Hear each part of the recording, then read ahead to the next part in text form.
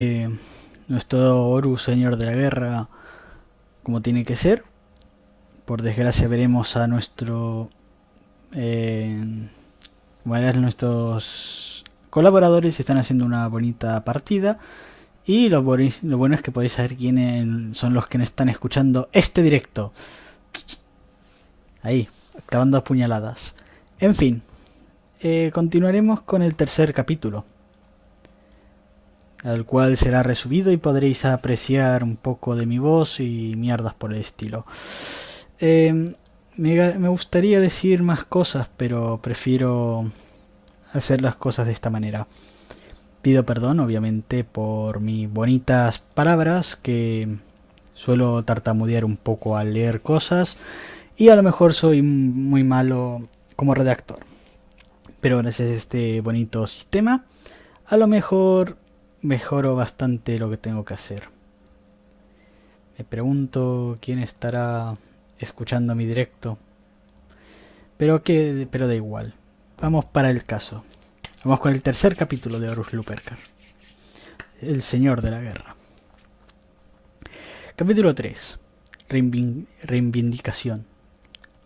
Entre los... reivindicación. Entre los... vale. Entre los rememoradores. Los rememoradores. Ascendido a ser uno de los 4. Uf. Qué mal veo este capítulo.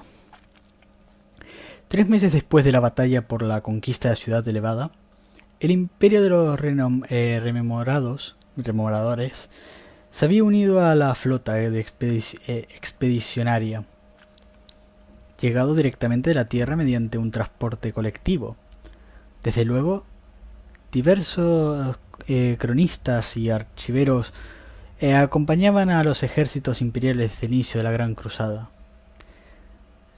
Hacía de 200 años siderales, pero eran individuos aislados, la mayoría voluntarios o testigos accidentales, recogidos igual que el polvo del camino por las ruedas en un continuo avance de los huestes de cruzados. Y las crónicas que habían efectuado habían sido fragmentarias e irregulares. Habían conmemorado acontecimientos debidos a circunstancias fortuitas, en ocasiones inspirados por sus propios apetitos artísticos, en otros casos animados por el patrocinio de un primarca o gran comandante concreto, que consideraban apropiado que sus hazañas quedaran inmortalizadas en versos, texto, imagen o composición literaria.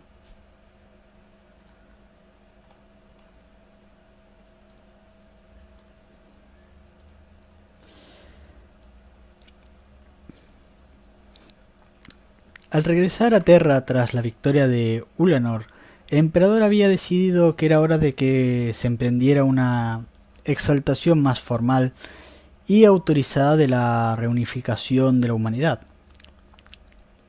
El bisoño consejero de Terra evidentemente estuvo totalmente de acuerdo, ya que el proyecto que inauguraba la fundación y el patrocinio de la Orden de los Rememoradores había sido refredado nada menos que por Malcador Sigilita, primer señor del Consejo. Reclutados en todos los niveles de la ciudad de Terrana y de las sociedades de otros mundos imperiales clave, en base a sus talentos creativos, los remoradores recibieron sus acreditaciones y destinos con prontitud, y se les envió a unirse a todas las flotas expedicionarias en activo en cada vez más extenso imperio. En aquellos momentos, según los diarios del Consejo de Guerra, existía 4.287 flotas expedicionarias principales dedicadas a la activación de la cruzada, así como unas 60.000 grupos secundarios desplegados e implicados en tareas de acatamiento, hubo ocupación con otras 372 expediciones principales en situación de reagrupamiento y reaccionando a reabastecimiento de mientras aguardaban nuestras órdenes. Se enviaron casi 4.300.000 rememoradores al exterior durante los primeros meses que siguieron a la ratificación del documento. Armata a esos cabrones, se decía que había comentado el primarca Rus, y podrían conseguir unos cuantos jodidos mundos entre verso y verso. La escritura agria de Ras reflejaba a la perfección la actitud de la clase militar. Desde los primarcas hasta el soldado corriente existía una inquietud general respecto a la decisión del emperador de abandonar la campaña de la cruzada y retirarse a la soledad de su palacio en Terra. Nadie había objetado a la elección del primer primarca Horus como señor de guerra para que actuara en su lugar. Simplemente ponían en duda la necesidad de tener que un delegado. La formación del Consejo de Terra llegado como nueva noticia desagradable desde la iniciación de la Gran Cruzada. El Consejo de Guerra, formado principalmente por el emperador y sus primarcas, había sido el epicentro de la autoridad imperial. En la actualidad, aquel nuevo organismo lo suplantaba, tomando las riendas del gobierno imperial, un organismo compuesto por civiles en lugar de guerreros. El Consejo de Guerra, dejado bajo el liderazgo de Horus, quedó de hecho relegado a una categoría de satélite, con sus responsabilidades concentradas en la campaña y nada más que en la campaña. Sin que ellos tuvieran la culpa de nada, los rememoradores, la mayoría entusiasmados y emocionados ante la perspectiva de la tarea que les aguardaba, se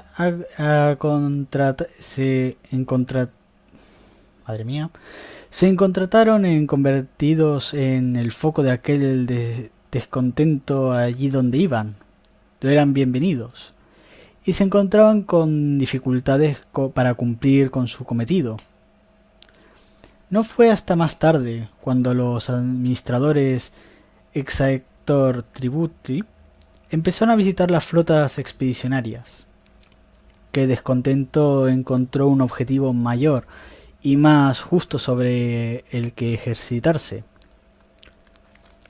Así pues, 3 meses después de la batalla de la Ciudadela Elevada, los rememoradores fueron recibidos con una fría bienvenida. Ninguno de ellos sabía qué esperar, y muchos no habían estado fuera de un mundo con anterioridad. Eran vírgenes inocentes, excesivamente entusiastas y torpes, porque no tardaron demasiado en endurecerse y contemplar con cinismo la acogida recibida. Cuando llegaron, la flota de la 63 Saba expedición todavía describía círculos alrededor del mundo capital.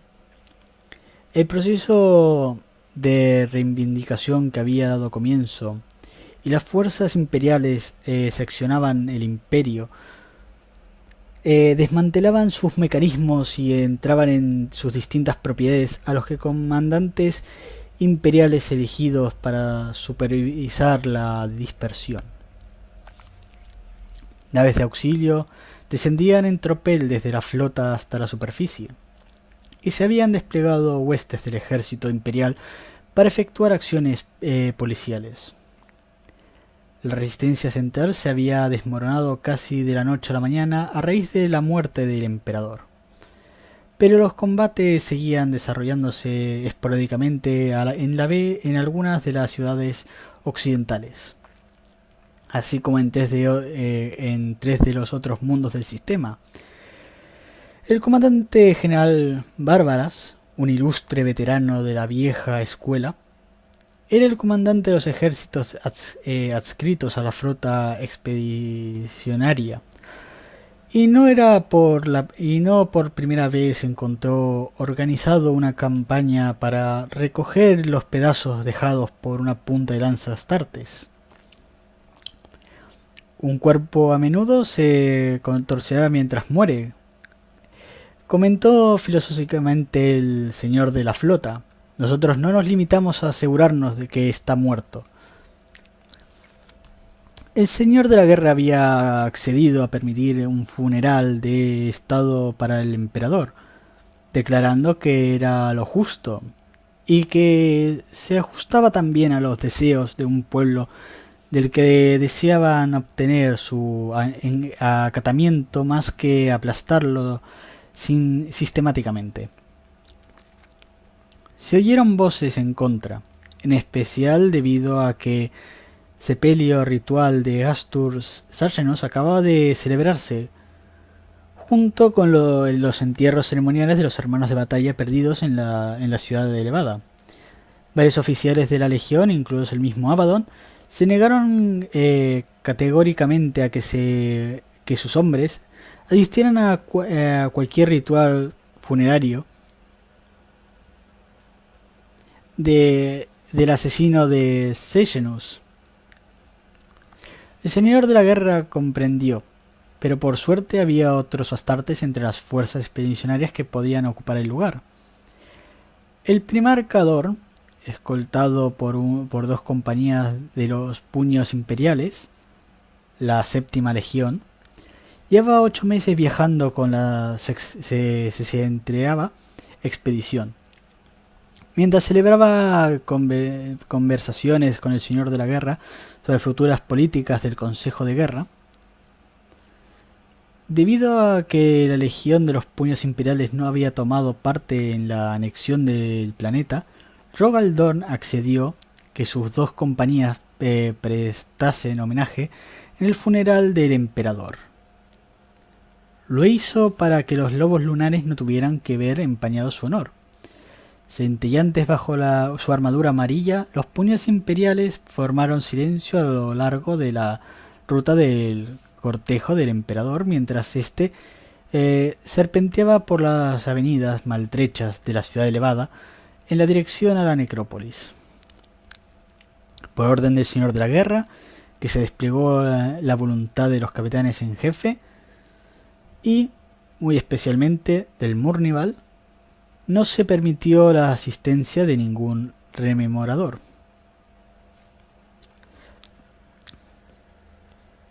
Ignaz Carcassi entró tranquilamente en la sala de descanso y olisqueó una botella de vino. Hizo una mueca de desagrado.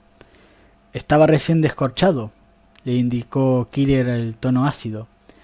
Sí, pero se trata de una cosecha local, replicó Carcassi. Vaya imperio insignificante. No me sorprende que cayera con tanta facilidad.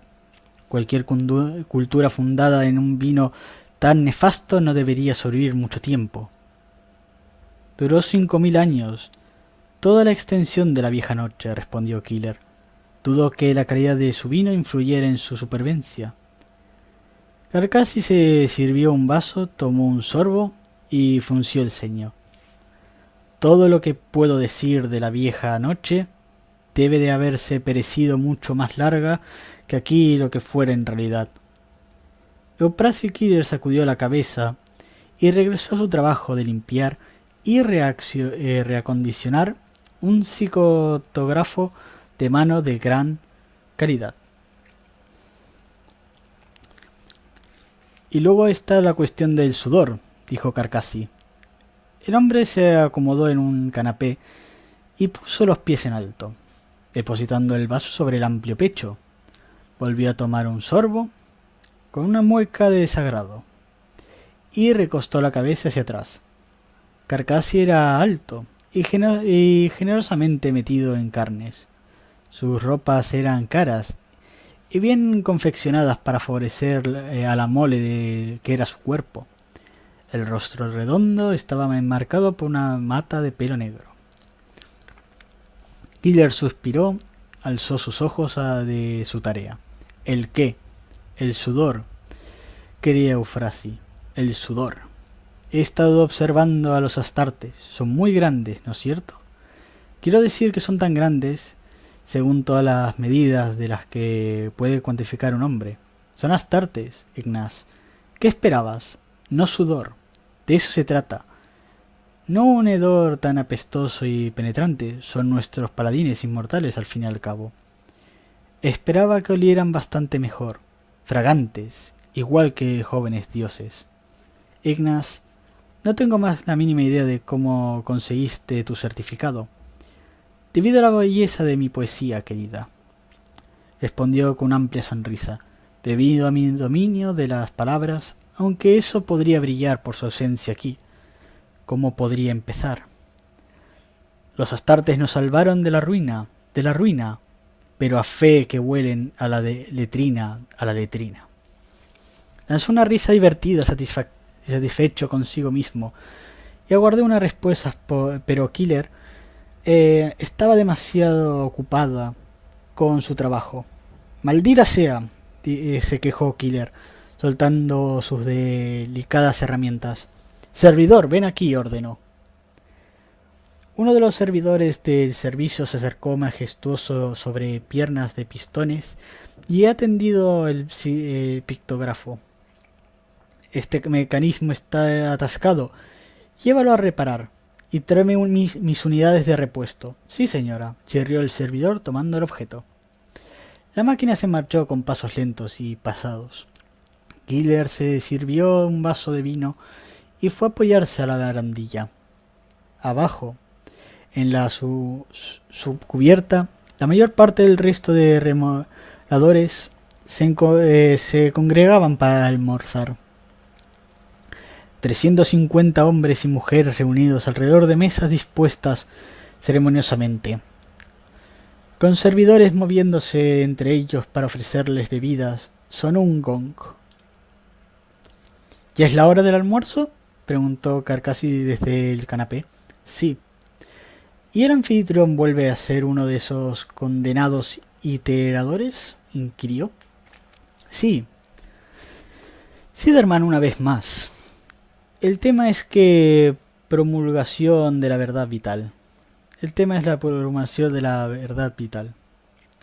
Carcassi se recostó una vez y dio unos golpecitos a su bastón. Creo que almorzaré aquí, anunció. Eres una mala persona, rió Killer, pero creo que te acompañaré. Se sentó en una tumbona situada frente a él y se reclinó. Era alta, de brazos y piernas delgadas, y rubia, el rostro pálido y sin ceño. Calzaba unas gruesas botas militares y pantalones de faena, con una chaqueta negra de combate abierta que dejaba ver una camisa blanca, como si fuera un cadete. Pero la masculinidad de la misma era de vestimenta elegida destacaba aún más su belleza femenina. «Podría escribir toda una epopeya sobre ti», declaró Carcassi, dedicando una prolongada mirada. Killer lanzó un bufido. Se había convertido en una rutina diaria que el otro se le insinuara. «Ya te dije que no estoy interesada en tus condenadas propuestas descaradas». «¿No te gustan los hombres?», inquirió él, ladeando de la cabeza. «¿Por qué? Vistes como uno. ¿También tú te gustan a ti?» Carcassi mostró una expresión apenada y volvió a ponerse cómodo. Jugueteando con el vaso tenía sobre el pecho. Clavó en la mirada las figuras heroicas pintadas en el techo de la entreplanta. No tenía ni idea de lo que suponía que representaban. Posiblemente algún gran triunfo, que había implicado claramente un gran resistencia por parte de los cuerpos de los caídos, que tenían brazos alargados hacia el cielo mientras chillaban. «¿Es como esperabas que fuera?», preguntó con voz sosegada. «¿Qué?». Cuando te seleccionaron», dijo él. «Cuando se pusieron en contacto conmigo me sentí tan orgulloso, supongo. Imaginé tantas cosas. Pensé que las estrellas me convertirían parte del instante más magnífico de la humanidad, pero pensé que me sentiría inspirado y de ese modo produciría mis mejores obras. ¿Y no es así?, inquirió Killer. Los bien amados guerreros a los que nos han enviado a glorificar aquí no podrían ser menos serviciales ni aunque lo intentaran. Lo he tenido un cierto éxito, indicó ella. Estuve en la cubierta de montaje hace un rato y conseguí unas cuantas imágenes excelentes. He presentado una solicitud para que se me permita viajar a la superficie, pero quiero que ver la zona de guerra que de primera mano. Buena suerte. Probablemente denegarán tu petición. Han rechazado todas y cada una de las peticiones de acceso que he hecho. Son guerreros. Ick. Hace mucho tiempo que son guerreros y les molesta la presencia de gente como nosotros. No somos más que pasajeros que han apuntado el viaje sin que les inviten. ¿Tienes tus fotos?, repulsó él. No parece que les moleste mi presencia, indicó ella asistiendo. Sé de que vistes como un hombre, dijo él sonriendo. La compuerta se deslizó a un lado y una figura se unió a ellos en la tranquila estancia de la entreplanta. Mercedes Ollington fue directamente a la mesa sobre la que descansaba la botella. Se sirvió una copa y la vació de un trago. Luego se quedó de pie, en silencio, contemplando las estrellas que se movían al otro lado de las enormes portillas de la barcaza. ¿Qué le pasa ahora?, aventuró Carcassi. Sadie. Sadie, preguntó Killer poniéndose de pie y dejando su vaso. ¿Qué te ha pasado? Aparentemente acabo de ofender a alguien, respondió rápidamente Ollington, sirviéndose otra copa. ¿Ofendido? ¿A quién? Quiso saber Killer. A un marine presuntuoso llamado Loken, el muy cabrón. ¿Conseguiste hablar con Loken?, preguntó Cali incorporándose toda prisa y bajando las piernas las piernas para posarlas sobre la cubierta. ¿Loken? ¿El capitán de la 10ª compañía? Sí, respondió Ollington. ¿Por qué? He estado intentando acercándome a él desde hace un mes, respondió. De todos los capitanes dicen que él es el más inflexible y ocupará el puesto de Sejanus, según los rumores. ¿Cómo obtuviste la autorización? No la obtuve, respondió ella. Finalmente me concedieron credenciales para una entrevista breve con el capitán Torgadón, lo que ya me pareció un gran éxito en sí mismo, teniendo en cuenta los días que he pasado suplicando una entrevista con él. Pero me parece que no estaba de humor para hablar conmigo. Cuando me presenté a la hora de convenida, su palafrenero hizo acto de presencia en su lugar y me dijo que Torgadón estaba muy ocupado. Torgadón había enviado a su ayudante para que me llevara a ver a Loken. Loken tenía una buena historia, explicó. ¿Era una buena historia?, quiso saber Killer. Mercedes asintió. Ay. La mejor que he oído. Pero ya dije que algo no le gustó y la emprendió conmigo. Hizo sentir así de pequeña. Hizo un gesto con la mano y luego se echó otro trago.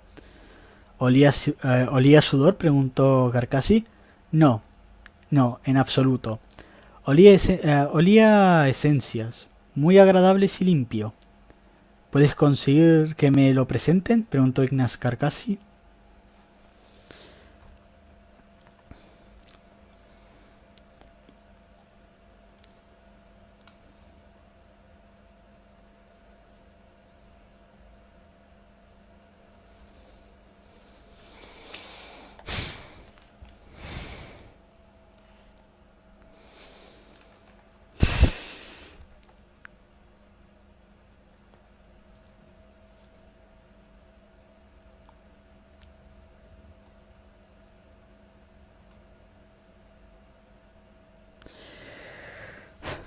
Oyó pisadas.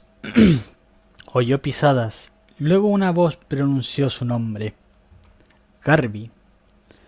Loken dejó su instrucción con la espada y vio, a través de los barrotes de la jaula, a Ñero Vipus, enmarcado en la entrada de la escuela de la espada. Vipus llevaba pantalones negros, botas y camiseta holgada, y su brazo truncado y resultaba muy evidente. La mano que había perdido la había metido en una bolsa envuelta en gelatina estéril, y a él le habían inyectado sueros nanóticos para reformar la muñeca de modo de aceptar a un implante potenciador al cabo de una semana más o menos. Loken pudo ver todavía las cicatrices en los puntos donde Vipus había usado la espada sierra para amputarles la mano.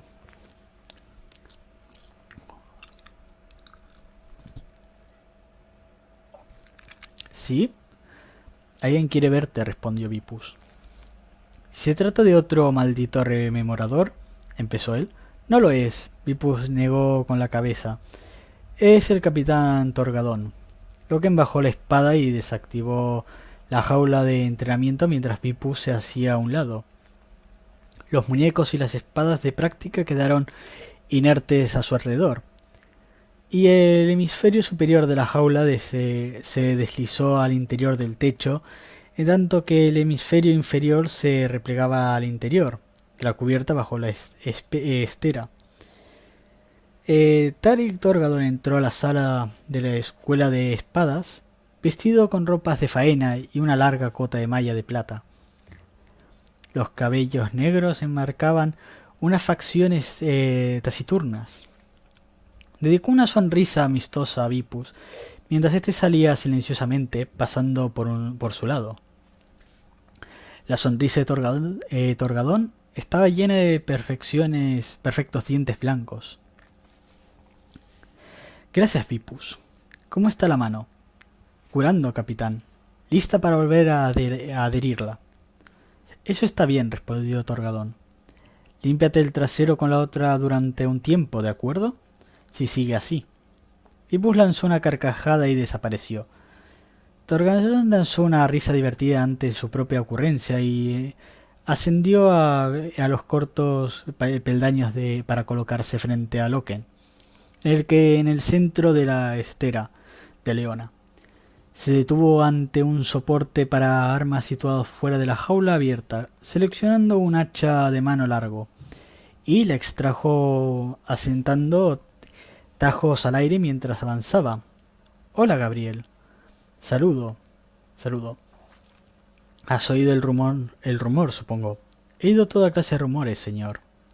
Quiero decir el de que se refiere a ti. Defiéndete.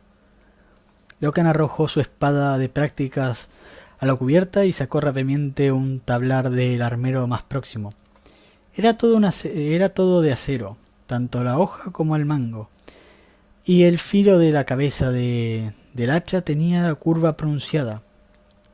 Lo alzó adoptando una posición de ataque y fue a colocarse frente a Torgadón. Torgadón amagó. A continuación entró en ataque con un hachazo furioso.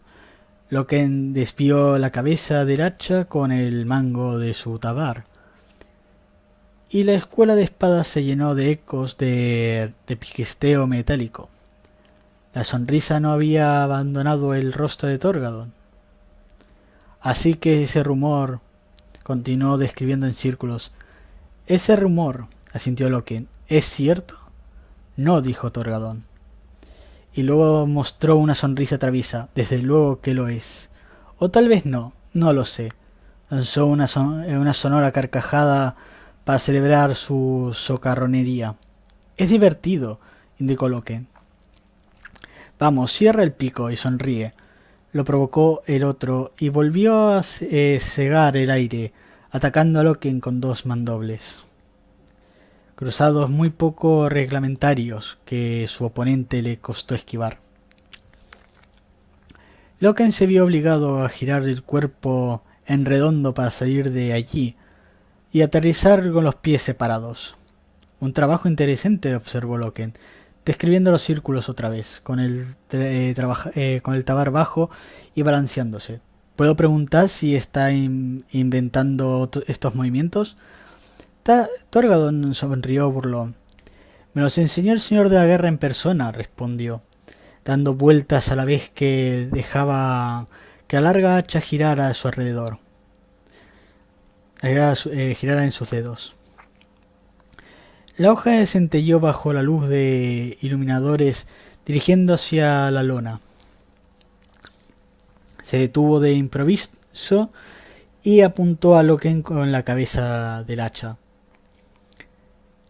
¿No lo quieres, Gabriel? Terra, te propuse para esto yo mismo. Me siento honrado, señor. Le doy las gracias por ello. Y Ekadon lo apoya. Loken arcó las cejas. Vale, no lo hizo. Ekadon te detesta, amigo mío. El sentimiento es mutuo. Este es mi chico, rugió Torgadon y se abalanzó sobre Loken. Loken rechazó violentamente el hachazo y contraatacó con otro propio, obligando a su oponente a saltar hacia atrás el borde de la estela.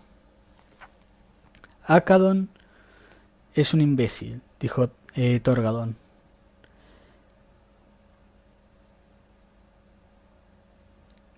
Y se siente estafado porque llegaste allí primero.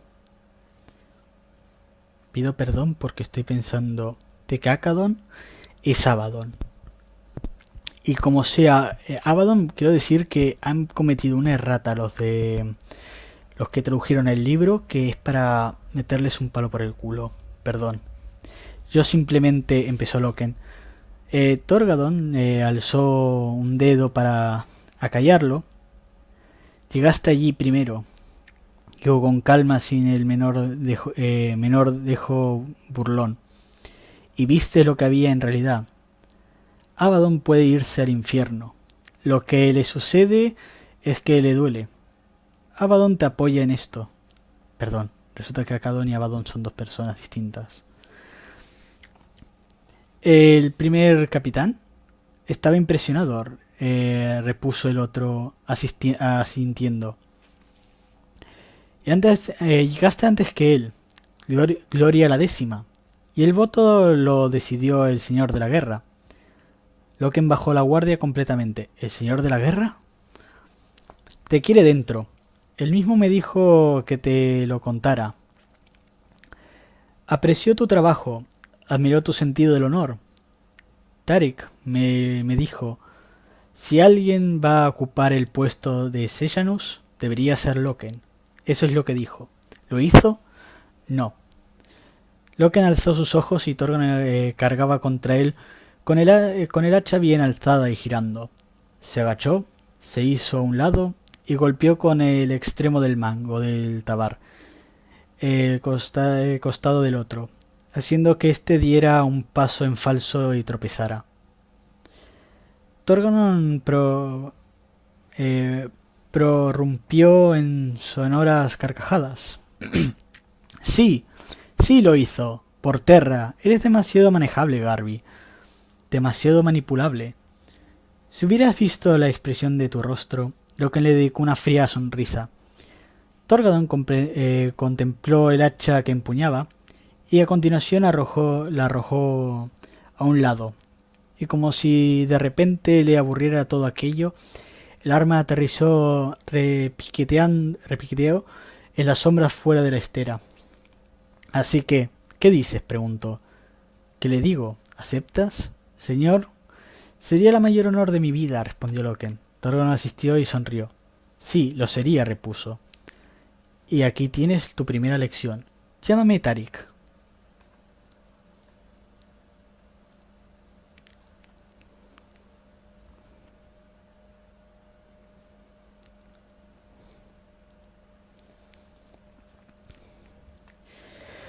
Se decía que los interadores los seleccionaban mediante un proceso más riguroso y escrupuloso aún que los mecanismos de inducción de los astartes.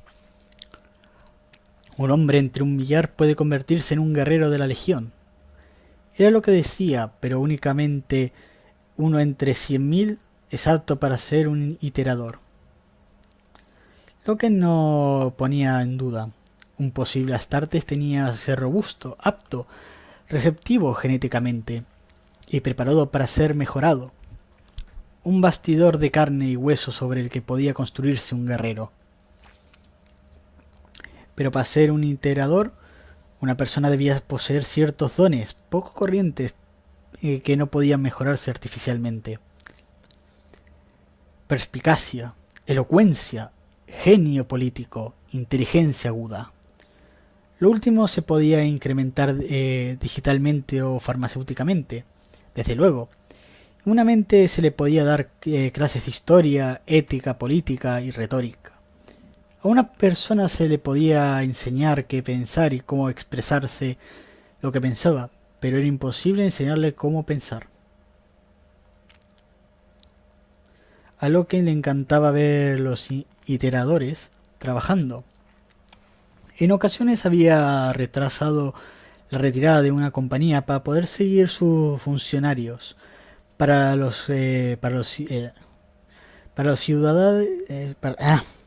ciudades conquistadas y observarlos mientras se dirigían a las multitudes. Era igual que ver a salir el sol sobre el campo de trigo. Kirill Sinderman era un itirador más magnífico que Loken había visto nunca. Sinderman ocupaba el puesto de itirador principal de la 63ª expedición. Era responsable de dar forma al mensaje. Mantenía era algo bien conocido.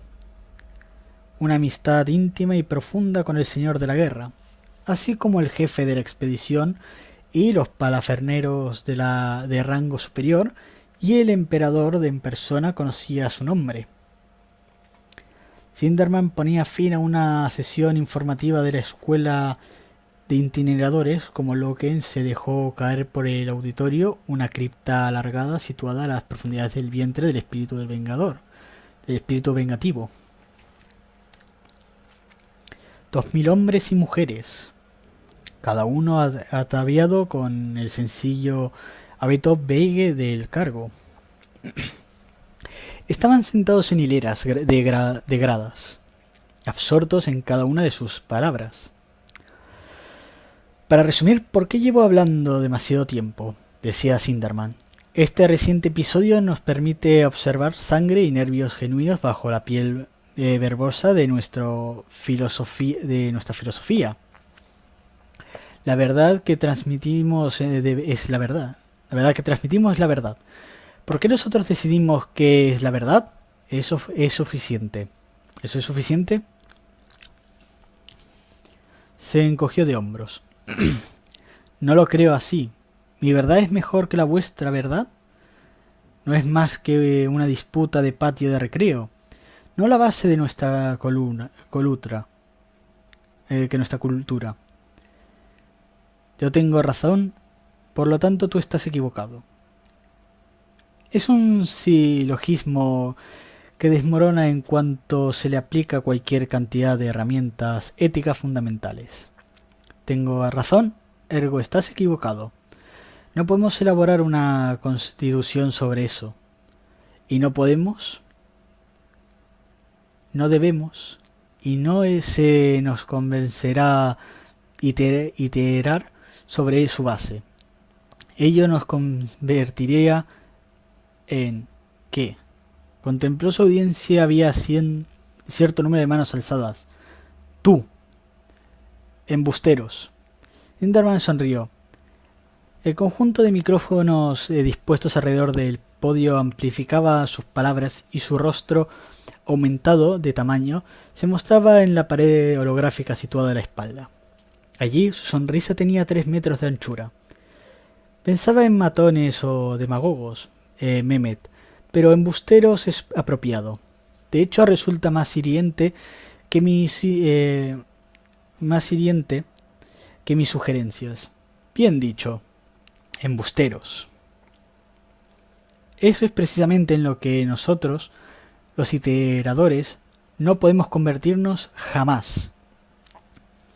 Sinderman tomó un sorbo de agua antes de proseguir. Loken, en el fondo de la sala, se instaló en un asiento vacío. Sinderman era un hombre alto, alto para alguien que no era un Astartes. En todo caso, orgullosamente erguido, se enseñó y con la patricia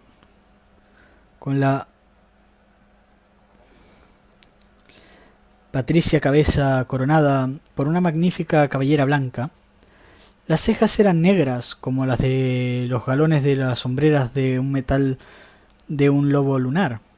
Poseía una presencia autoritaria, pero era la voz lo que realmente importaba. Muy profunda, sonora, melodiosa, compasiva, era el tono vocal lo que servía para seleccionar cada candidato a itinerador.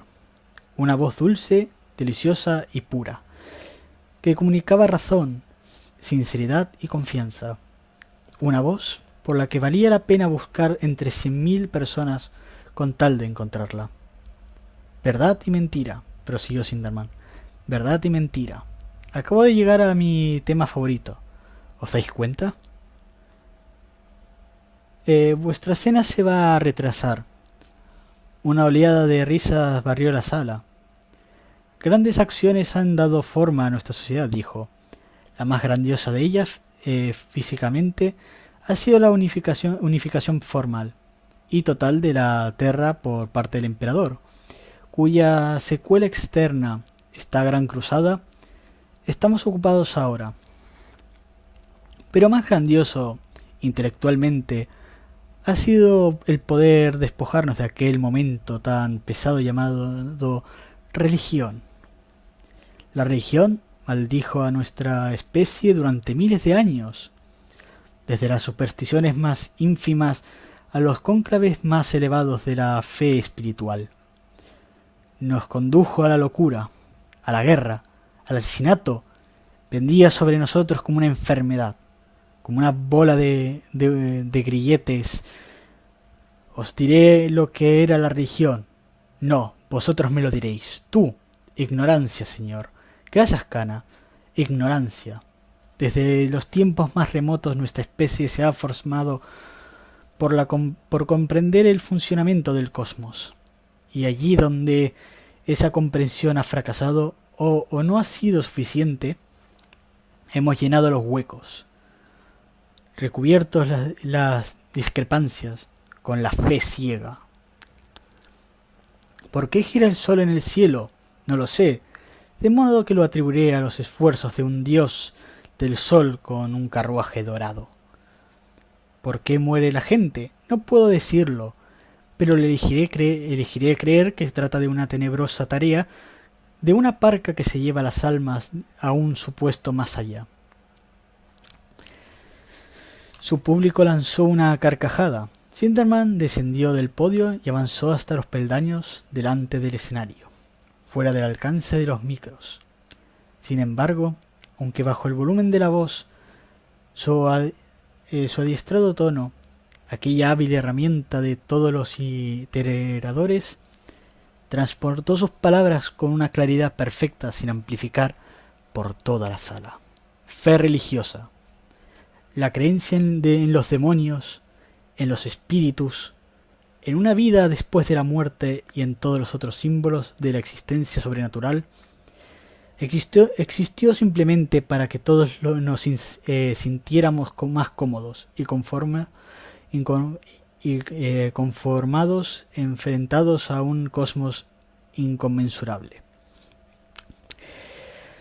Eran concesiones, refuerzos para el alma, muletas para el intelecto, plegarias y amuletos de la suerte para ayudarnos a través de la oscuridad. Pero ahora hemos presenciado lo que el cosmos, amigos míos, hemos pasado a través de él. Hemos estudiado y comprendido las texturas de la realidad. Hemos visto las estrellas desde atrás y descubierto que no tienen mecanismos de relojería ni carruajes dorados que lo transporten. Nos hemos dado cuenta de que Dios no es necesario, ni ningún Dios. Y por extensión, ya no necesitamos demonios, diablos o espíritus. Lo más importante que la humanidad ha hecho jamás fue reivindicarse a sí misma como una cultura secular. Su audiencia aplaudió aquellas palabras con entusiasmo. Se oyeron unos pocos vítores de aprobación. A los itineradores no se les instruía simplemente en el arte de hablar público. Se les adiestraba en las dos vertientes de la tarea. Sembrados en medio de una multitud, los itineradores podían abocarla al entusiasmo con cuantas respuestas oportunas o igualmente lanzadas a una muchedumbre contra el orador. Los itineradores se mezclaban a menudo con el público para reforzar la efectividad del compañero que hablaba. Sinderman volvió la cabeza como si hubiese terminado y luego volvió otra vez mientras los aplausos se apagaban. La voz aún más suave y todavía más penetrante. Pero, ¿qué pasa con la fe? La fe posee un rasgo distintivo incluso cuando la religión ha desaparecido. Todavía necesitamos de creer en algo, ¿no es cierto? Hete aquí. El auténtico propósito de la humanidad es enarbolar la antorcha de la verdad bien alta y hacer brillar incluso en lugares más oscuros. Compartir nuestra comprensión forense, implacable y liberadora con los confines más oscuros del cosmos. Emancipar a aquellos que están encadenados a la ignorancia. Liberarnos a nosotros mismos y a otros de los dioses falsos. Y ocupar nuestro puesto en la cúspide de la vida consciente. En eso es en lo que podemos poner nuestra fe. A eso es lo que podemos enjaezar nuestra fe ilimitada. Más aclaraciones y aplausos. El orador regresó tranquilamente al podio y apoyó las manos en las barandillas de madera del atril. Estos últimos meses hemos aplastado toda una cultura. Que quede bien claro, no hemos hecho que entren en vereda, ni conseguido su acatamiento a nosotros. Los hemos aplastado. Les hemos partido el espinazo. Los hemos quemado. Lo sé. ¿Por qué sé que el señor de la guerra lanzó a sus astartes en esta acción? No se andéis con remilgos sobre lo que hacen. Son asesinos, pero autorizados. Veo a uno ahora, a un noble guerrero, sentado al fondo de la sala. Se volvieron estirando el cuello para ver a Loken, y se produjo un revuelo de aplausos. Sinderman empezó a aplaudir con fuerza. Más que eso. Se merece más que eso. Unos aplausos estruendosos y crecientes se elevaron hasta el techo de la sala. Loken se puso de en pie y lo aceptó con una turbada reverencia. Los aplausos se apagaron. Las almas que hemos conquistado últimamente creían que un imperio, un gobierno del hombre, siguió Sinderman cuando se apagaron las últimas palmadas. Sin embargo, matamos a su emperador y los obligamos a someterse. Incendiamos sus ciudades y destruimos sus naves de guerra. Es todo lo que tenemos que decir en respuesta a su porqué. Un poco convincente. ¿Tengo razón? ¿Por lo tanto tú estás equivocado? Bajó los ojos como si reflexionara. Con todo, tenemos razón. Nosotros somos los que tenemos razón. Ellos son los que están equivocados. Esta fe simple y pura es lo que debemos encargarnos de enseñarles. Nosotros tenemos razón. Ellos están equivocados. ¿Por qué? No porque nosotros lo digamos, porque sabemos que es así. No diremos tengo razón y tú estás equivocado, debido a que los hemos vencido en combate. Debemos proclamarlo porque sabemos que es la verdad cabal. No podemos, no debemos y no promulgaremos esa idea por cualquier otro motivo que no sea que sabemos. Sin un titubeo, sin una duda, sin un prejuicio. Que es verdad. Y sobre esa verdad depositaremos nuestra fe. Están equivocados. Su cultura estaba edificada sobre mentiras. Les hemos traído el aguzado filo de la verdad y los hemos iluminado. Sobre esa base, y esa base únicamente, salid de aquí y repartid nuestro mensaje. Tuvo que guardar sonriente hasta que decreció el alboroto. Vuestra cena se enfría, podéis retiraros. Los itineradores estudiantes empezaron a desfilar lentamente fuera de la sala. Sinderman tomó otro sorbo de agua del vaso colocado sobre el atril y abandonó el escenario para acceder a los peldaños que conducían al lugar donde estaba sentado Loken. ¿Oyó algo que le gustó?, preguntó sentándose Loken junto a Loken a la vez que se alisaba los faldones del hábito. Usted parece un actor sobre un escenario, comentó el otro. O un mercachifle ambulante que anuncia sus mercancías. Sinderman enarcó una ceja totalmente negra. En ese caso, Gabriel, es precisamente como me siento. ¿Es que no cree en lo que está vendiendo? Inquirió él, frunciendo el entrecejo. ¿Lo cree usted? ¿Qué vendo yo? Fe a través de la muerte, verdad mediante el combate. No es más que combate. No tiene otro significado aparte de combate. El significado que se ha decidido muchos antes que se me ordene entregarlo. Así pues, como guerrero, carece de conciencia. Lo que negó con la cabeza. Como guerrero, soy un hombre con conciencia. Y esa conciencia la dirige mi fe en el emperador. Mi fe en nuestra causa. Como lo que acaba de escribir a la clase. Pero como arma. Carezco de conciencia. Cuando se me activa para combatir, dejo de lado mis consideraciones personales y me limito a actuar. El valor de mi acción ya lo ha sopesado la conciencia mayor de nuestro comandante.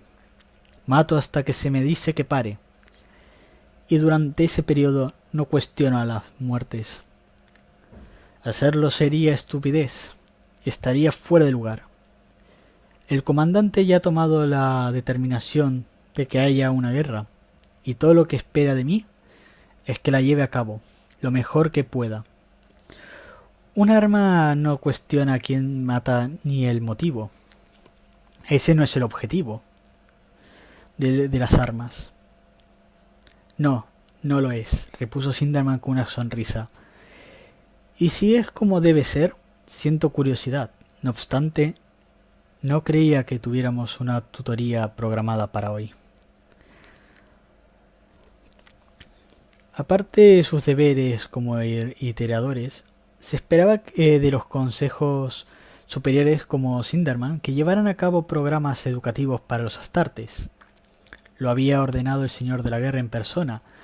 Los hombres de la legión pensaban largo y periodos de tránsito entre guerras, y el señor de la guerra insistía en que utilizase ese tiempo para desarrollar sus mentes y aumentar sus conocimientos. Incluso los guerreros más poderosos deberían recibir instrucciones en otras áreas que no sean la guerra. había ordenado. Llegará un momento en que el conflicto bélico finalice y acabarán los combates, y mis guerreros deberían prepararse para una vida de paz. Deben conocer otras cosas que no sean las cuestiones militares o lo contrario se tornarán obsoletos. No hay ninguna tutoría programada, respondió Loken, pero quería hablar con usted informalmente. ¿De veras? ¿Qué le preocupa? Tengo un problema. Le han pedido que forme parte del Munrimal, dijo Sinderman y Loken pestañeó. ¿Cómo lo sabe? ¿Lo sabe todo el mundo? El otro le dedicó una amplia sonrisa. Sergeant ya no está. Alabados sean sus huesos. El Munrimal necesita a alguien. ¿Le sorprende que acudiera usted? Así es. A mí no. Va por detrás de Abaddon y se diare en méritos. Loken, el señor de la guerra tiene la vista puesta en usted. También Dorn. ¿El primarcador? ¿Está seguro? Me han dicho que admira su flemático humor. Gabriel. Eso es algo viniendo de alguien como él. Me siento halagado. Debería. Bien. ¿Cuál es el problema? ¿Soy apto para ello? ¿Debería aceptar? Tenga fe, respondió Sinderman con una carcajada. Hay algo más, indicó Loken. Adelante. Una rememoradora vino a verme hoy. Me irritó profundamente, para ser sincero, pero hubo algo que dijo. Dijo, ¿no podríamos haberlos dejado simplemente en paz? ¿A quiénes? A estas gentes, a este emperador. Gabriel, usted sabe la respuesta a eso. Cuando estaba en la torre, mirando a aquel hombre, el que fingía ser el emperador, inquirió Sinderman, frunciendo el ceño. Sí. Él dijo algo muy parecido. Quartes, en sus cuantificaciones, nos enseña que la galaxia es un espacio vasto. Y eso ya lo he visto. Si encontramos a una persona, una sociedad en este cosmos que no está de acuerdo con nosotros, pero lo que dice es sensato, ¿qué derecho tenemos a destruirla? Quiero decir, ¿no podemos simplemente dejarlos tranquilos y hacer como si no existieran? Al fin y al cabo, la galaxia es un lugar muy extenso. Lo que siempre me ha gustado de usted, Gabriel, dijo Sinderman, es su humanidad. Está claro que esto le ha afectado. ¿Por qué no me lo ha hablado de ello antes? Pensé que pensé que desaparecería, admitió Loken. Sinderman se puso en pie e hizo una seña al otro para que lo siguiera. Abandonaron la sala de actos y recorrieron uno de los grandes corredores vertebrales de la nave insignia, un cañón de techo abovedado con contrafuertes con una altura de 3 cubiertas, como la nave de un antiguo templo catedrático, pero con una longitud de 5 kilómetros. Estaba en penumbras, y los estandartes gloriosos de legiones, compañías y compañías, algunos descoloridos o deteriorados por las viejas batallas, colgaban del techo a intervalos. Oleadas de personal recorrían el pasillo, sus voces elevando unos curiosos susurros hacia la bóveda. Y Loken vio más fluir de tráfico peatonal en las galerías iluminadas de lo alto, allí donde las cubiertas superiores daban al espacio principal. Lo primero, indicó Sinderman mientras paseaban, es un simple vendaje de sus preocupaciones. Yo me he oído tratar el tema detenidamente ante la clase y, en cierto modo, aventuro usted una versión de lo mismo hace apenas un momento cuando habló del tema de la conciencia. Usted es un arma, Gabriel. un ejemplo del más magnífico instrumento de destrucción que la humanidad ha forjado jamás. No debe haber lugar en su interior para la duda o el interrogante. Tiene razón. Las armas no deberían pensar, solo deberían permitir que las utilizasen, pues la decisión para ser usadas no son ellas quienes deben tomarlas. Esa decisión debe ser tomada, esa decisión la deben tomar con un cuidado enorme y terrible, y consideración ética situadas más allá de nuestra capacidad para juzgarlas, los primarcas y los comandantes. El señor de la guerra, como el amado emperador antes que él, no los usa a la ligera. Es únicamente con gran pesadumbre y una cierta determinación que suelta a los astartes. El adeptos astartes es el único recurso y es utilizarlo tan solo en ese caso. Loken asintió. Esto es lo que se debe recordar. El simple hecho de que el imperio posee a los astartes y de ese modo la capacidad para derrotar y, si es necesario, aniquilar a cualquier enemigo. No es el motivo que suceda. Hemos desarrollado los medios para aniquilar. Hemos desarrollado guerreros como usted, Gabriel. Porque era necesario. ¿Un mal necesario?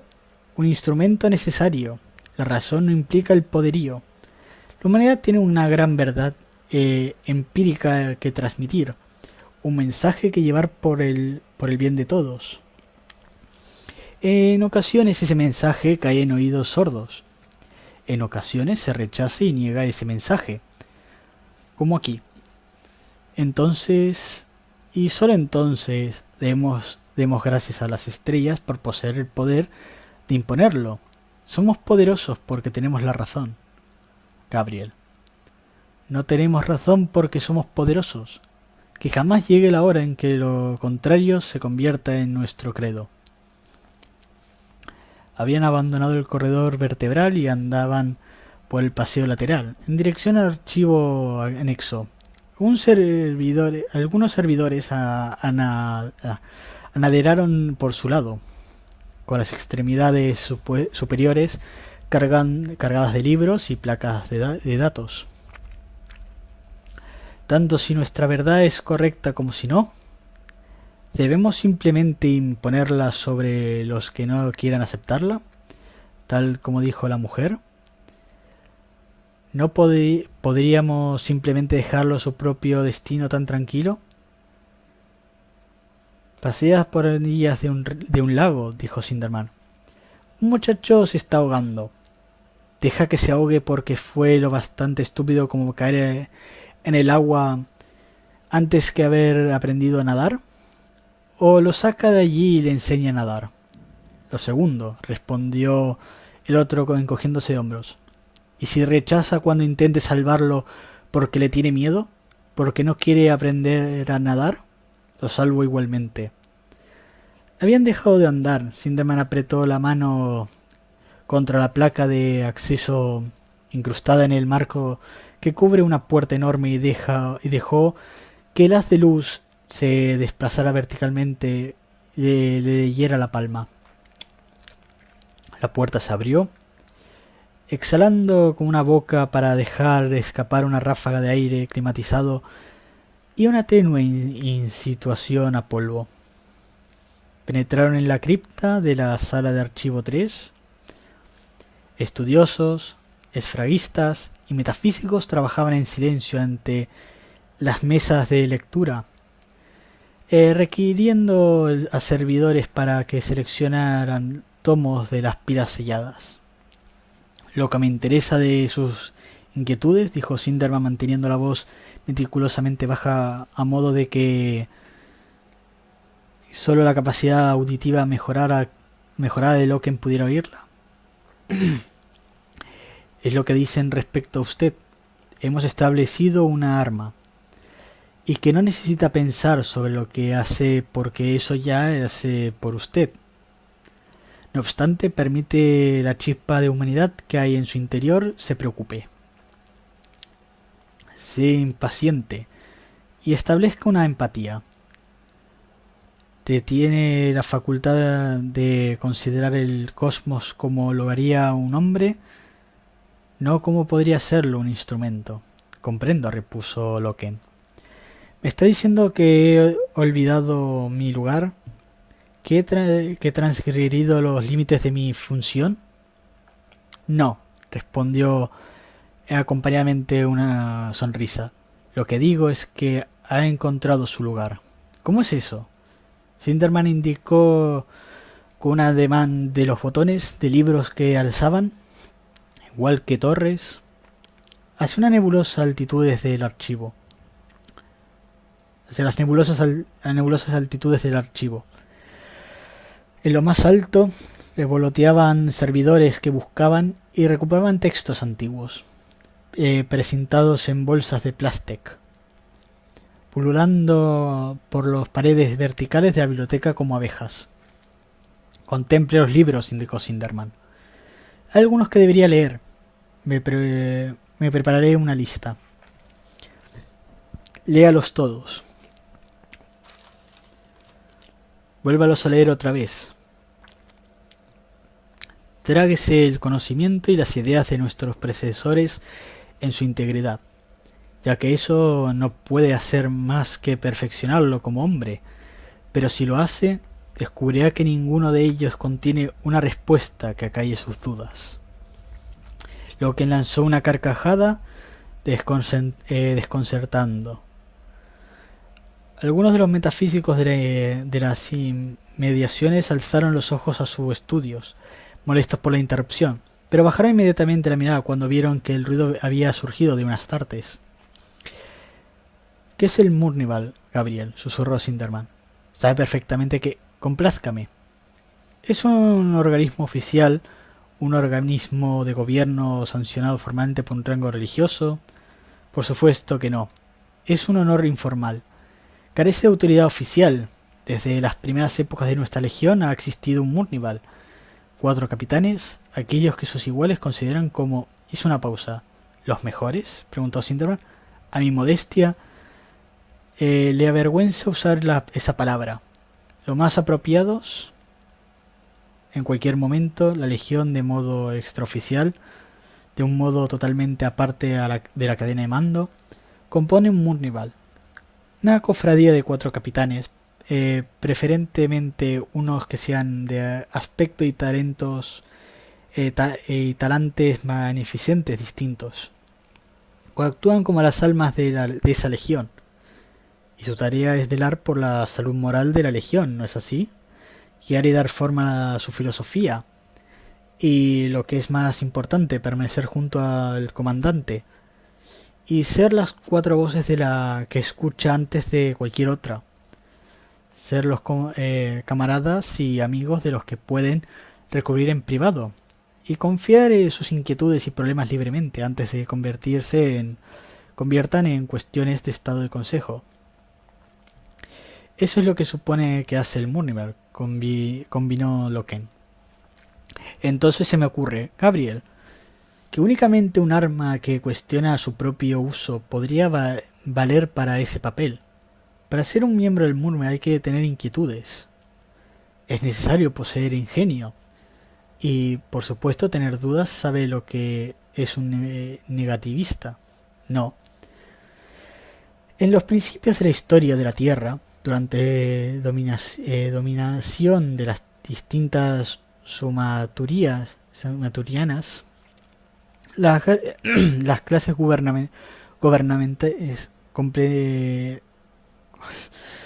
gobernantes empleaban negativistas. Su trabajo era disentir, poner todo en duda, considerar cualquier argumento o política y censurarlo, o enunciar la postura contraria. Estaban sumamente bien considerados. ¿Cree que convierte en un negativista?, inquirió Loken.